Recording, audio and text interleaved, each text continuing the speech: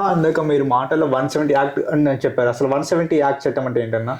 170 గురించి మనం డిస్కషన్ చేయాలంటే తెలంగాణ ప్రాంతంలో మనకు అందరికీ తెలుసు కొమరంభీం పోరాటం చేసుకొచ్చారు. మా భూమిపై మాకే హక్కులు ఉండాలి, మా ప్రాంతం మాది, స్వయం పాలన అని చెప్పేసి అని జల్ జంగిల్ జమీన్ నినాదం అనేది ఈ క్రమంలో తీసుకొచ్చినప్పుడు వాస్తవం తెలంగాణ ప్రాంతంలో 1359 అండ్ పస్లీ అనేది ఉంది.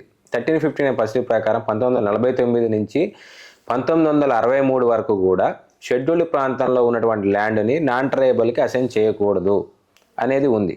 దాన్ని అమలు చేస్తూ మన తర్వాత తెలంగాణ ఆంధ్ర ప్రాంతంగా ఆంధ్రప్రదేశ్గా ఏర్పడినాక ఆంధ్రప్రదేశ్ ప్రాంతంలో ఉన్నటువంటి LTR 1/59ని అమలు చేస్తున్నటువంటి క్రమంలో షెడ్యూల్డ్ ప్రాంతానికి 1/70 చట్టం ఏంటిదని అంటే అప్పటిదాకా కూడా non tribal to non tribal transaction కూడా చేసుకోవచ్చు అని నిబంధన ఉంది. ఈ 1/70లో ఏమొచ్చిందంటే non tribal to non tribal కూడా ఆ విధంగా కూడా భూములు కొనుగోలు నిషిద్ధము, అసలు ఏ రకంగా కూడా నాన్ ట్రైబుల్ కొనడానికి లేదు, గిరిజనుల నుంచి కానీ గిరిజన నేత దగ్గర నుంచి కొనడానికి లేదు, అది చెల్లుబాటు కాదు అని చెప్పేసి తీసుకొచ్చిన చట్టమే LTR 1/70.